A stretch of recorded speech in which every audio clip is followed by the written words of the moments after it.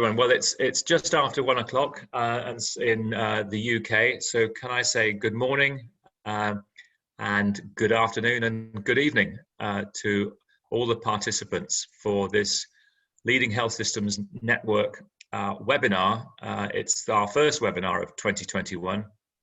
And just to remind those who may not be entirely sure what the LHSN is, it's a collaborative network of healthcare leaders and organizations dedicated to improving healthcare delivery. And we have it housed within the Institute of Global Health Innovation at Imperial College London. Where I reside, not residing at the moment, I'm home at the moment, but where I work as an advisor on patient safety policy and leadership as we try to support all nations, but in particular we want to support lower middle income countries as they develop their patient safety systems and interventions across the globe. But I know that, as you all know, that there are great lessons to be learned by high income countries as well from often very frugal innovations that take place in lower income settings. So I'm very pleased today that we're also hosting Sarah Ghaffur, who is the digital health lead at the Institute of Global Health Innovation at Imperial College, and also Andrew Dinsley, who's the deputy head of programs for the Cyber Policy Department at the National Security Directorate as part of the Foreign and Commonwealth Development Office. Just briefly about our two speakers before we introduce the topic of cybersecurity for today. Sarah is the digital health lead and is also a consultant respiratory physician at St Mary's Hospital in London.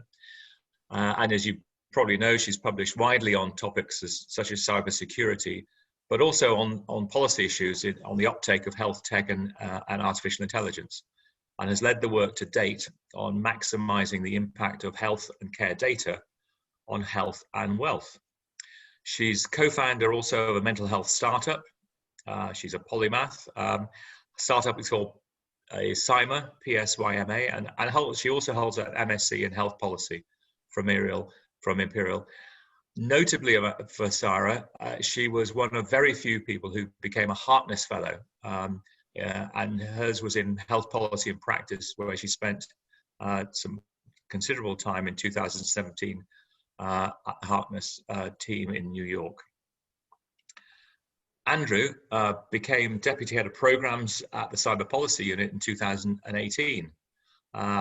He has a very different career. He started his career in the Foreign and Commonwealth Office in 1989, and throughout his career he served in a number of countries: Ukraine, Kuwait, Kazakhstan, India. But his recent UK roles now are within as head of ICT and head of programs for the Multilateral Policy Department within the Foreign and Commonwealth Office. So I'll be introducing those first of all, but soon. But what I first wanted to talk about is why are we here today, and why is cybersecurity a real patient safety concern? We know that from recent cyber attacks on healthcare institutions around the world, that these cyber attacks can be a risk to patients. And we know the impact of those in Southern Africa, in Europe, in Germany, and also recently across the UK, where as a result of these attacks, delayed treatment in hospitals and clinics have happened, and clinics have been shut down, but also the threats of harm from the theft of personal data. And in some cases, patients' deaths have arisen. The recent COVID-19 pandemic, which we're all living through, has further increased these cyber attacks on healthcare organizations. But in lower middle income countries in particular, digital health, which is such a backbone for their improvement policies, also includes how they use health informatics systems and health records. And it's an increasing part of the health agenda as most of our national governments move to scale up healthcare on the way to achieving universal health coverage. Frontline healthcare workers are often warned of the dangers of data mismanagement and are advised to take precautions to ensure data is safe. But we know that all our healthcare workers are overstretched with conflicting, often administrative priorities. And so the cybersecurity risks are often going unnoticed. Now, we've learned from many of our interventions across patient safety of the use of automated algorithms, of automated practices, and reminders and prompts in our systems, particularly where we recognize there is an extant safety issue. Hand washing would be a good example, the use of the 5 steps in hand washing. We also realized that we learned a lot from the introduction and the use of the safe surgical checklist, the WHO safe surgical checklist, which is now part of the rubric and foundation of good practice across operating theatres and operating rooms across the world in every setting. So these 2 examples offer a framework within which we create an automatic response for our staff to help them protect our patients from avoidable harm.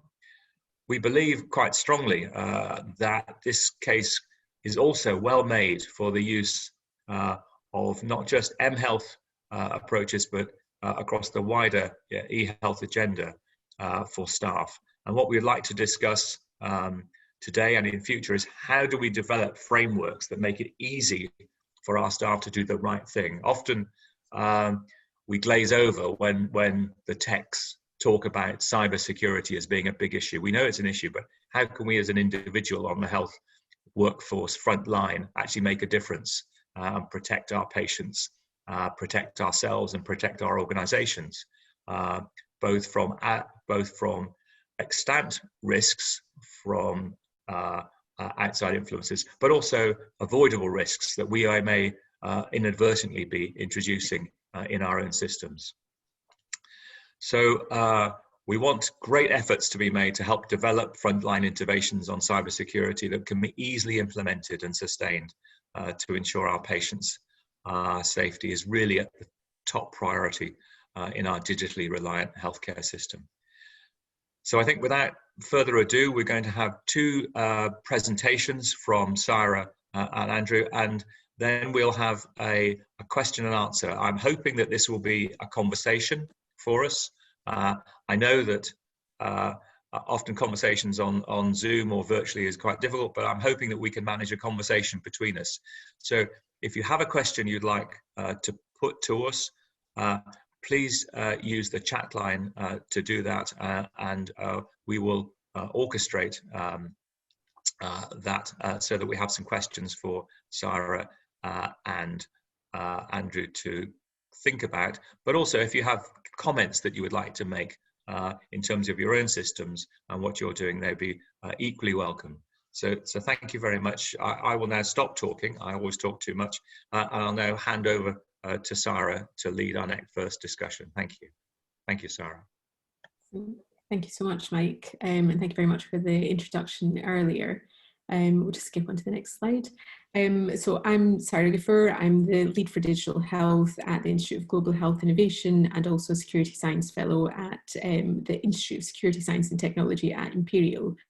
What we do at Imperial is actually we're leading one of the first academic centres globally on cybersecurity and healthcare, and this is very much a partnership between the Institute of Global Health and the Institute of Security Science at Imperial.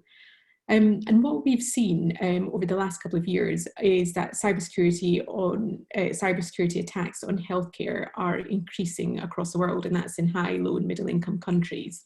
And one of the big things that we've seen is that actually, instead of seeing this as an IT issue, we really need to see cybersecurity attacks as a threat to patient safety. And why do I say that? So, you know, back in 2017, the NHS in England was hit by the WannaCry cyber attack. And literally this caused, you know, significant repercussions to the operations of the healthcare system across England. And many services were disrupted. So what that leads to is that any kind of delays in patient care and patient treatment, or say you're not able to see any patient results, leads to delays in patient care and inpatient harm. But it's very difficult to actually demonstrate this. But what has actually happened since then is that in Germany in 2020, last year, a patient was taken to a hospital in, I think it was in Munich. And basically that hospital was actually had a cyber attack.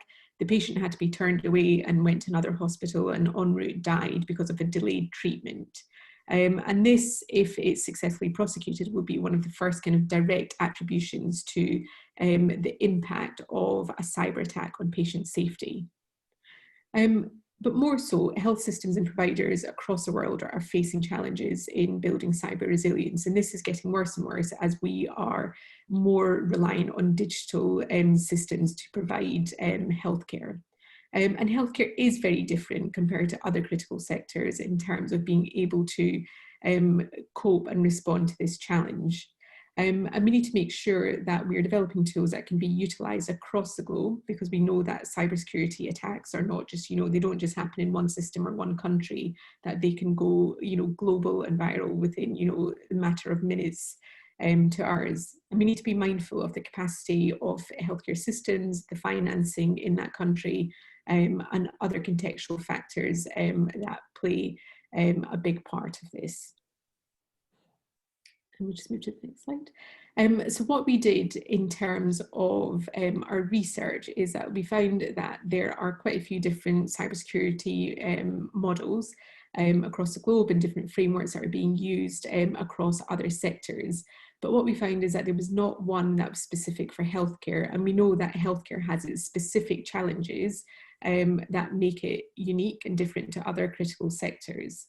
So what we sought to do at Imperial College, and this was in collaboration with the leading health systems network, and it was all funded by the World Innovation Summit for Healthcare and the Qatar Foundation, is that we sought to create a cyber readiness framework that could be used across all global settings. And essentially, what we wanted to do in terms of the first steps of the work was to do a literature review and to develop a survey to find out what the state of cybersecurity was in health organisations across the world. Following that, what we did was that the research team undertook a Delphi study, and we sought experts who worked in ICT, in cybersecurity and health policy from across the world to start mapping some of the core components for readiness planning. And based on these steps, work towards developing a cybersecurity framework for healthcare that would be applicable in a range of healthcare organisations and settings, and obviously taking into account the different financing resources and expertise that would be available at each of these different organisations. Just on to the next slide. So in terms of the participants in the survey, the initial bit, we had members from 17 different countries across 6 different regions. And this basically was done to show the organizational cyber landscape and the cyber maturity of these organizations. And what we found that all of these different institutions directly provided healthcare using some form of digital technologies. Within the different members, there was an increasing frequency of cyber attacks that was seen across all institutions. And looking at other bits of evidence and literature, this is a similar pattern that we're seeing globally. 50 or certainly more than half of organizations had experienced a cyber attack in the past 12 months. And actually what we saw also was some respondents may not have been aware that cyber attacks had actually taken place. And what we were interested to learn was that whether there were any different maturity levels depending on the type of cybersecurity planning being done. So we used the Global Cybersecurity Capacity Centre's cybersecurity maturity model for nations, known as the CMM, lots of different acronyms there. And these different categories included governance, awareness, education, regulation, and technology and resilience. And we developed questions to measure the maturity of each of these dimensions within the participants' organisations. What we found that overall regulation was an area where healthcare organisations were actually quite advanced, whereas they actually scored lower when it came to awareness and education around cybersecurity within their organisations. And then we were similarly interested to learn whether there'd be regional variation in cyber maturity. And we got some really interesting findings from the data analysis that you can see in the graph here. We saw that maturity was actually highest in the Western Pacific and Southeast Asian regions. However, sometimes regions would be strong in one dimension of cybersecurity, but not others. For example, regulation in the Americas was reportedly strong. But use of technology reduced cyber risk was relatively less advanced than in other geographic regions. However, the caveat that I will put in here was that our sample size was of 17 different organisations, so that obviously skews results slightly as well. And then in terms of the next stage of the process towards developing a global framework for cybersecurity, we carried out a Delphi study. And a Delphi study is a systematic research method which relies on a panel of experts to agree consensus on a given topic.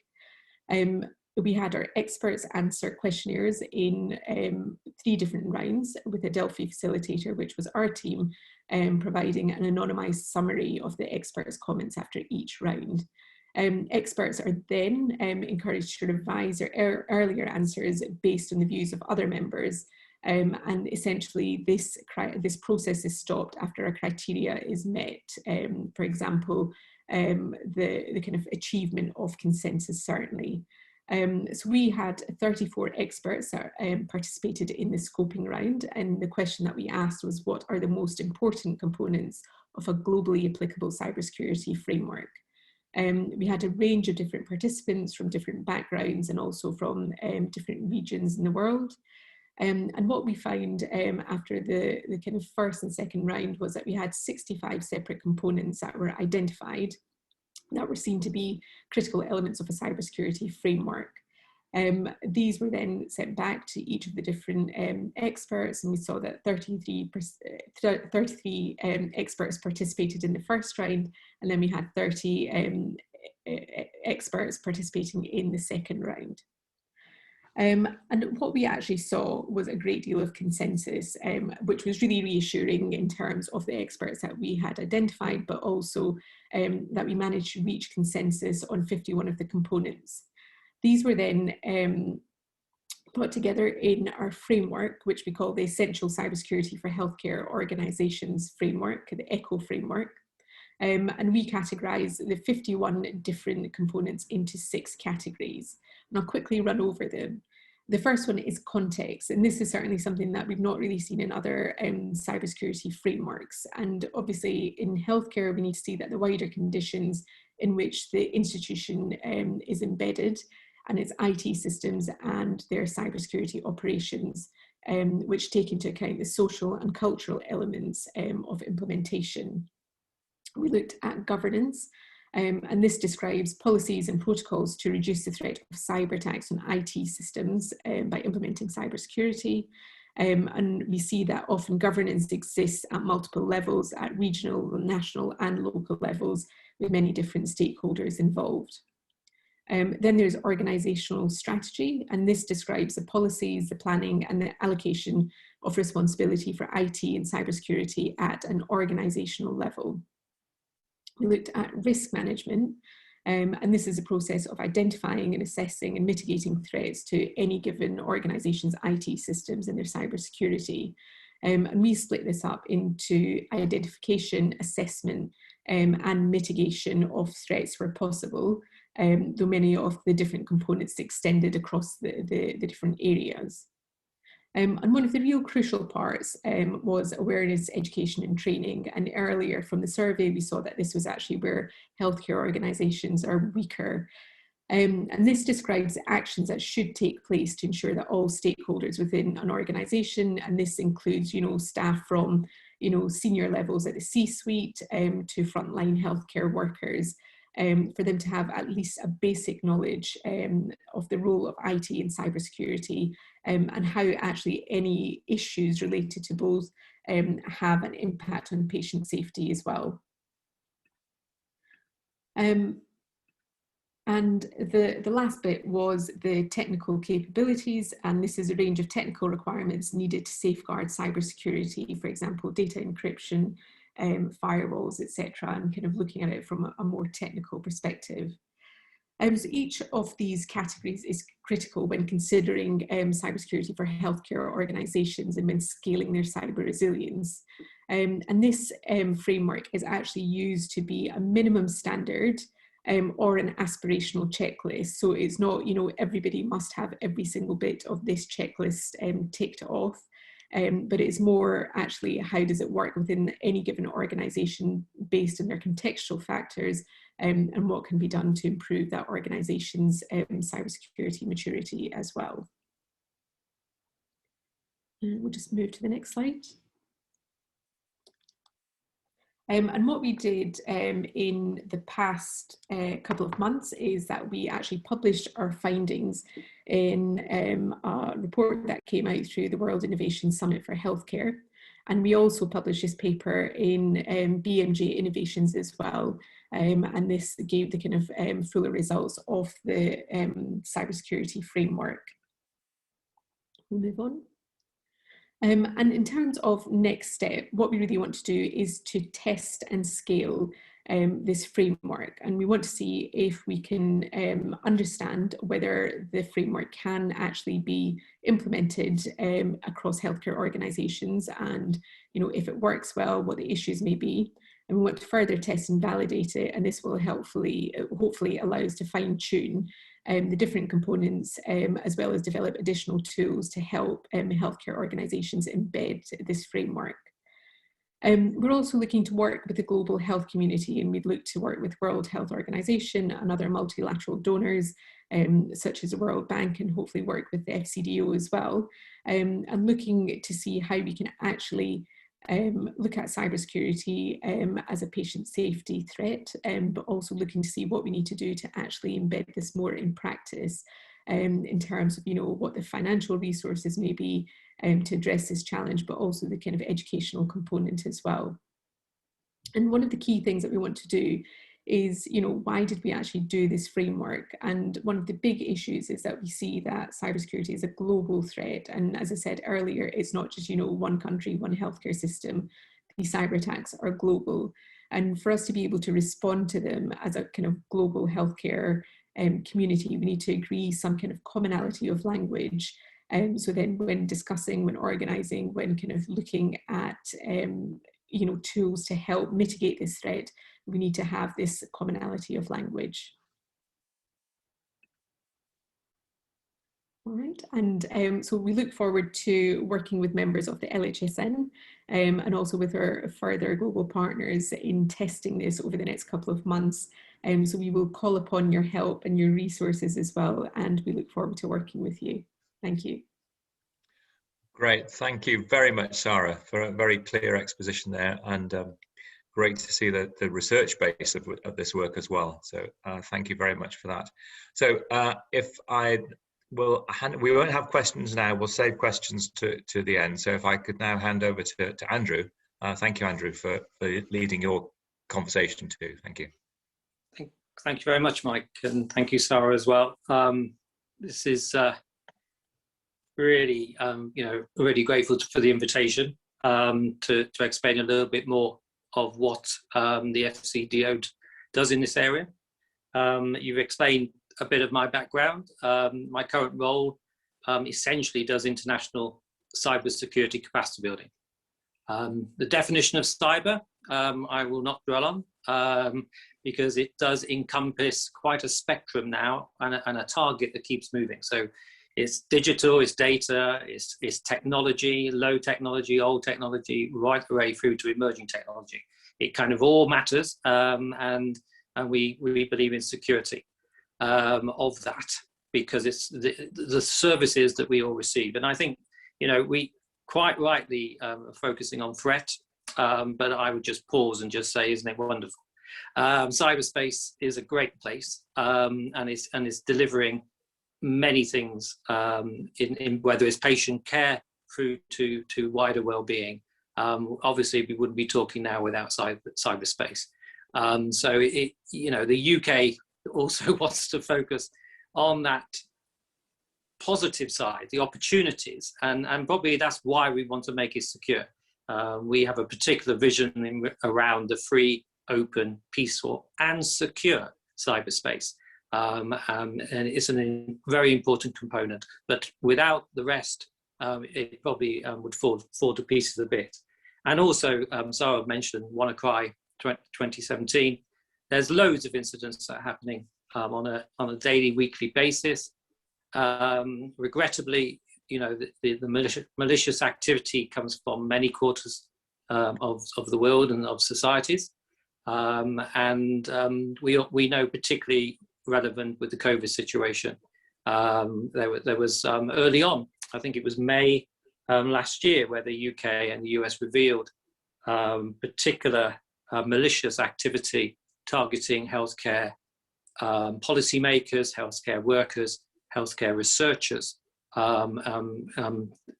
basically gathering information. What they were going to do with the information as another thing, but they were taking information from people, taking data from people, and not, they didn't come to the front door and ask, could we please have your data, and ask for permission. So what we do, as mentioned, actually, we're both rooted in a similar place to Sarah's new framework, in that, we base a lot of our work on the Oxford University model, the cyber maturity model, the Global Centre for Cybersecurity Capacity has given us a great gift. I think it launched around 2012 or around that area.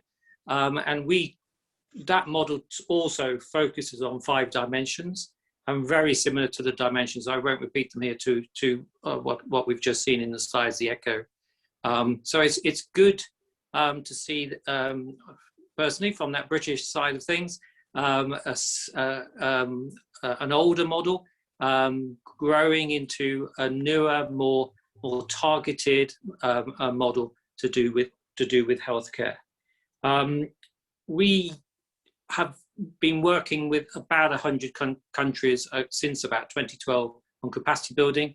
We're growing that area of work to try and keep pace with the demand, I suppose. And we always will have limited resources, but we've still helped at different levels countries. And I think this is important in context of the framework. And the UK is actually not too dissimilar, in that we are still probably talking about a low maturity model across countries, across organizations, across individuals, as to what does it mean being secure in cyber terms or digital terms when we're online. We all like to think we're in a better place, but the end of the day, we're all probably still at quite a low level compared to, you could say, the best place we could be. And we work in a lot of parts of the world, in Africa, in Indo-Pacific region, in Eastern Europe, and we're talking rather, it feels like quite simple building blocks of security, but nonetheless they're essential if we want to build even greater security on top of that. We do find, as I say, it's moving very, very quickly. So it's good to see a framework that helps to focus, if you want to call it, on the weakest link or the most important link that we have to deal with. And it was no surprise to see education, and as I say, that level. The wider work I do, again, sometimes policymakers want to focus on emerging tech, so AI, quantum computing, etc. But when I talk to some private sector companies, they're very keen to talk about the user. Not get too technical, not to go too deep in the systems, because the weakest link to, for example, recently when I was speaking to some bankers, the weakest link is the user. That could be the user like me, using my online banking system. It could be the user in the bank clicking on a link that they probably shouldn't clicked on when it came to them in an email, because that one click could really threaten essentially the bank and their core business. And if you then apply that to the healthcare sector, the ramifications are enormous. You know, in that fast-moving area, we've only in the last 15 years, we've seen the issue and the importance of cybersecurity move, as we call it, from the server room, from the techies, to the boardroom, to the bosses, and now to the living room. But in this context, it looks like it's firmly understood that it also goes to the ward in a hospital, and really matters. So just to kind of finish my kind of introduction here is, you know, we are keen to work with Imperial and to help them pilot this framework. The initial steps will be important to then understand what more can be done, what scaling up is possible. We do a lot of work on what we call critical national infrastructure. Again, that sounds very kind of hard, tangible things like, you know, power stations or transportation, etc. Within that definition, definitely is healthcare, and the UK domestically has it as a top priority. It may not be seen in the same way overseas. A country may not understand, one, cybersecurity, and two, the importance of their healthcare sector in terms of critical national infrastructure. So that it's again that education area for other countries to understand that, and how it matters, maybe not just to their country, but to the region, or even to global healthcare security. I really finished there, and I think I look forward to the questions. A bit worried, but you know, it's one of these moments which is so timely. When we first heard about Imperial's work, was literally on the eve before our first lockdown with regards to COVID, and so it really is great that the team has got to this point now, and I'm sure there will be a lot of interest across the world to be one of those pilots to help the framework embed and make healthcare more secure for the patients. Thank you. Andrew, that's great, and thank you. And it's actually heartening to see the infrastructure work and the work across not just the UK that you've been testing, but across those many countries. I think you mentioned over 100 countries, so that's fantastic to hear. Now, what I'd like to do now is open it up for questions. We have some questions coming through on the chat line, and we have some questions here first. But first of all, if I may just ask Sarah to kick off with first question here about because you work on the front line, you're in hospitals, you're working with patients, you're working with other members of staff all the time, but we often hear from clinicians and admin staff that they don't understand the cybersecurity guidance that's been sent out, and they feel that often it's the job of IT departments to sort of address these issues and make it happen.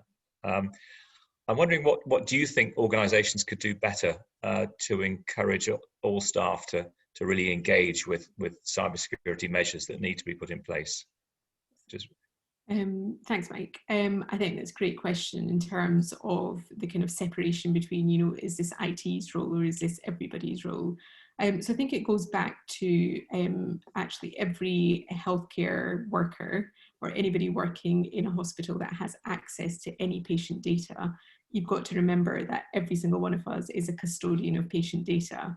And back in the day when, you know, you wrote in paper notes, you would never leave them lying around. You wouldn't kind of leave them in an open office, or you would share, you know, you wouldn't let other people see them. So it's very much kind of bringing that hygiene into any kind of digital practice as well.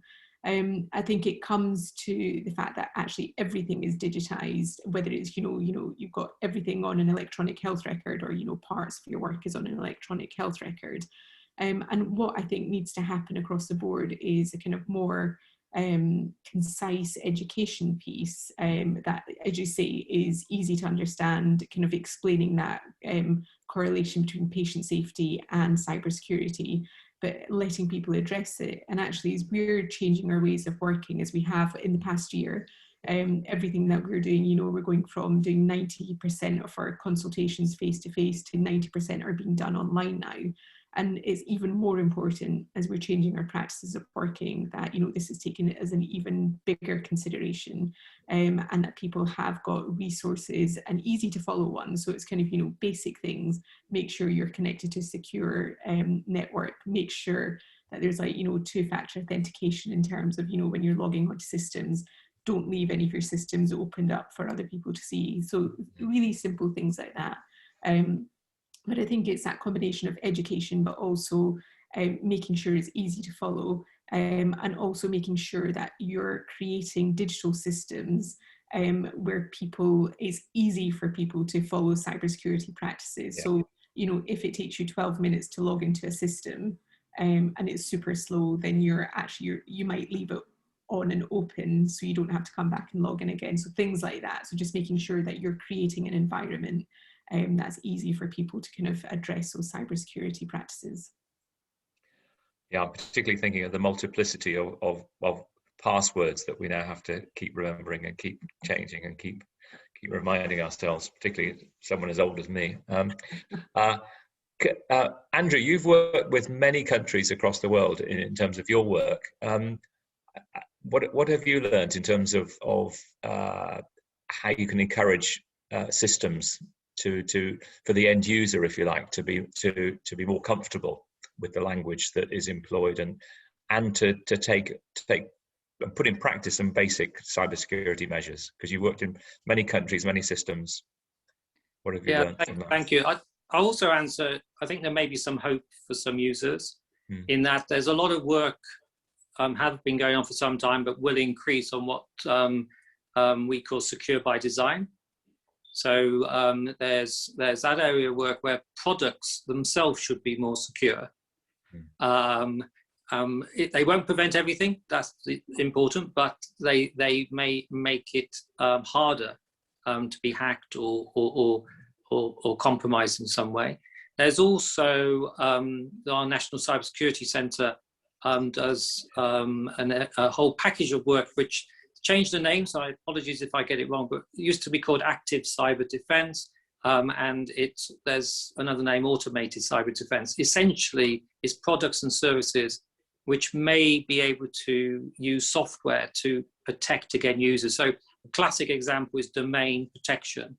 I've forgotten the number, but it's literally hundreds of thousands of phishing type emails that would go into government departments, land in my inbox or your inbox, and they are now prevented. They are now, I think the term is sinkholed, so they're kind of removed. They don't get to you, and you know, you're, in other words, you don't then have to less worry about it. But I do emphasize the FCDO has one of the highest security classification systems. And in our inbox, I'm looking at it now, I got report email click. And I would say it may be not a lot actually, but occasionally I report an email that did get through the relevant firewalls or the relevant automated areas. So it comes down to, you know, I think there's an element here. It comes down to what makes it more important. Sometimes I think it helps in regards to your own personal lives.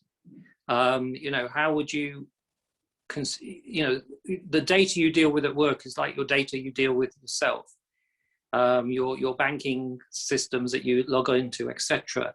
You know, would you share your banking login detail with another member in your household or another colleague? So we're still at the level sometimes where teams maybe because there's a difficult terminal or system, teams may be using one password for every user. That still happens. And guess what? It's written down, you know, on the notice board next to the computer. we're still sometimes at that level, but it's coming back to Sarah's point of view about the importance of data. And if we are entrusted with others people's data, just like we're entrusted with our own, then it is important for a number of reasons to secure that data. And it's probably demonstrating, going back to your point, ramming it home, without using the stick. It's kind of talking more about the benefits of keeping up with whatever cybersecurity you need to, because of the benefits then that causes you, your colleagues, or in your cases more the patients. But equally, I in my own world, there are what we call breaches. If I were to do something wrong, there is a stick as well at times. Yeah, thanks, Andrew. Can I come onto this a little bit then, in terms of, so we have a comment and a question, and I think they're related from in my reading anyway. So the question is about an interesting part of the cybersecurity report was the range of different maturity levels around the world. And I'm thinking of your perspective, Andrew, initially. And the question is, do you think there's a role of the WHO or another global body to develop cybersecurity guidance for all countries, or should the responsibility for the guidance lie at the national level or regional level?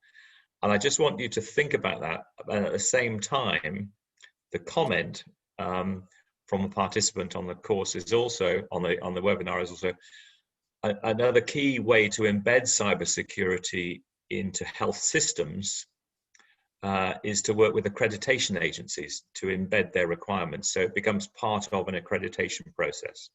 So whether that's through the Joint Commission or in some Joint Commission International, or accreditation processes through the International Society for Quality in Healthcare, ISQA, or at a national level through our own CQC, in terms of not necessarily accreditation, but certainly assessment and regulation.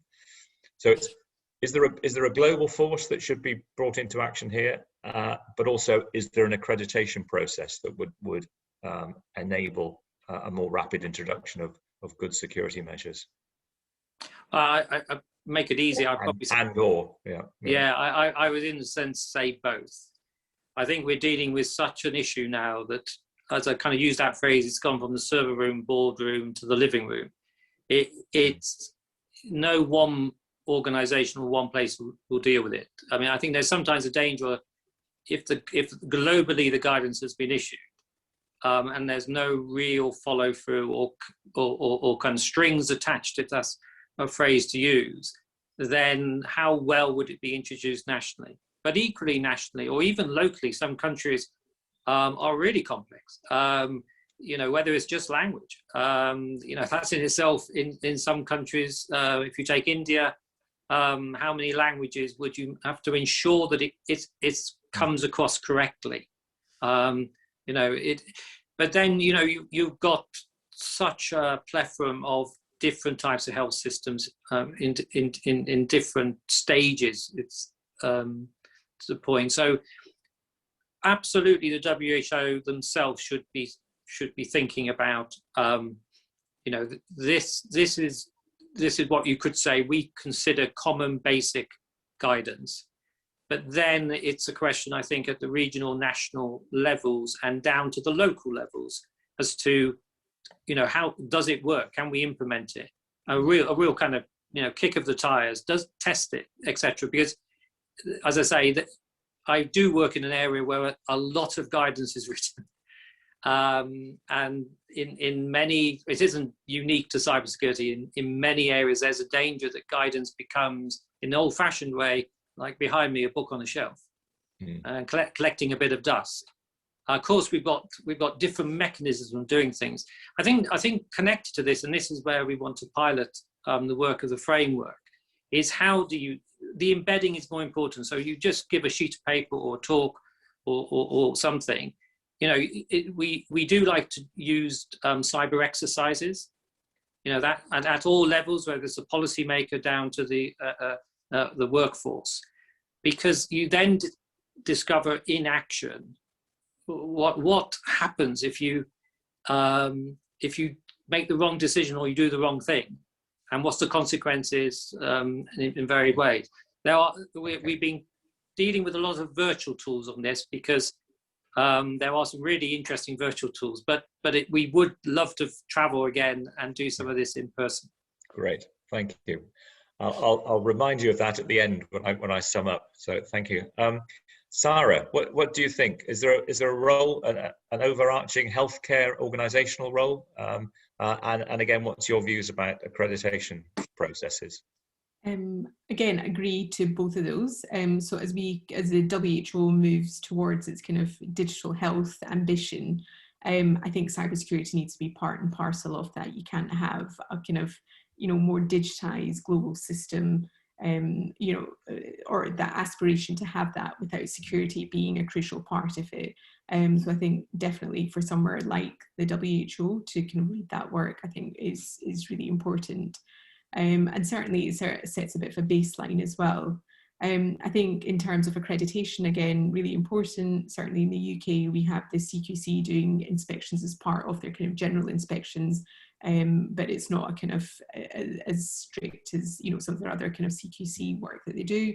But certainly all healthcare organisations in the UK are required to do a self-assessment that goes to NHS Digital and NHSX for kind of further approval. So I think really important as part of that, and certainly I think as we become more sophisticated in terms of our cybersecurity processes for healthcare, I think accreditation is certainly key to kind of move this forward. No, I think that is vital. I sometimes think though that we have to, as much as possible, get to the front line for any changes to be really important. Lots of ivory towers will come out thinking great thoughts, but unless they're going to make a difference on the front line for our healthcare staff and healthcare workers as well as our patients, then some of it is a bit lost, I think. So it's making it relevant and making it active on the front line. Interesting comment from someone on the call to Andrew's point about focusing on the user. I think users now understand well the result of one pathogen, as in COVID-19, on an individual and a country. So cybersecurity incident as a pathogen should be understood as well. So not just necessarily the impact, as we found with COVID, on our health as individuals, but the whole social elements, the whole economic destructuring that's taken place across all our countries, both high and low income, and the costs of not paying attention to simple systems of social distancing, of hand washing, of mask wearing with COVID has led to huge ramifications in terms of the costs to society and to education, as we're now discovering across our world. I just want to take you back, Andrew, then to your comment about working with countries, and I think there's a large number of countries available to us, and there's quite a few on this call now through the LHSN. It would be interesting to know how we could orchestrate such a move then to use your good offices and work with Sarah and the team about how we can support countries, obviously initially virtually, but hopefully soon when we are able to travel, to work actually within countries, and we have a number of countries I know who'd be keen. I'm just wondering what's the best way of going about this? How do we? What's our route map then, if you like? Do you think over the next few months that we can work together to help support countries in enacting and trialing ECHO and the framework? Maybe Andrew first and then Sarah to close. Thank you. Yeah, I mean, we're very kind. We've got a project proposal, so very usual kind of process in some ways, and we're particularly looking at countries where we have established in our missions, our high commissions or embassies, some digital access advisors who have over a couple of years now at least, they've been embedding and making the right contacts, because it's in some countries such work is quite delicate, especially the word cybersecurity. In some countries we prefer to use digital security or something, because cybersecurity can be, and rightly so, associated with some other national security bodies. So we're looking in a way the initially anyway for piloting the least resistance route, where we've got established contacts, established interest, and therefore we will get hopefully the best results from the piloting. That said, I think you're right that there's going to be quite, I think the issue maybe will be meeting the demand. But as Sarah pointed out, there's other donors as well. I'm sure would come along, and we can see how best that the work of this team can be implemented. There may be a capacity issue on your side. There usually is. So there may be if we see the demand growing very, very quickly, then I think it will be important to address that as best as we can. Thank you. Sarah, any last thoughts? We're coming to a close pretty soon. I think it's a brilliant opportunity to work with the FCDO, and certainly, as Andrew's said, where they've got really good, strong relationships, where they've got people who are willing to try out new kind of security practices. I think this will be a perfect opportunity for us to trial it and try and embed it, and certainly kind of have the ECHO framework, but also have an educational piece alongside it as well to make it much easier to have that kind of process of implementation. So really very much look forward to it, and hope we can do well with it. Great, thank you. I'd like to thank Andrew, in particularly from coming from the prodigious Foreign and Commonwealth and Development Office, and also Sarah from Imperial College London. I think we had a fascinating conversation today, but I think it's the launch pad also of more work that needs to be done. So the challenge is for you listening, the challenge is for everybody on the call, and also those who couldn't be on the call, but who will have access to the recording of the call, and also for you on the call to spread the word. So if you believe that this is important to you as an individual and to your healthcare system, please get in touch. Please contact Sarah and Nikki, and let's see how we can help work together and develop a really good testing and proving of concept of ECHO, but make it an educational experience, a learning experience that we can all work together on. So this is a key element of our learning health systems network. So let's try and do this and put it into practice. We've had a tough year. We're going to have another tough year during 21. We need to have elements of change and elements of learning that we can really work together on to lift us out of some of the gloom that we've been in. So let's think how can we can do this and do this together. And I know that you'll all contribute really well to that. I was always told to try and open on time and close 2 or 3 minutes early for any conversation.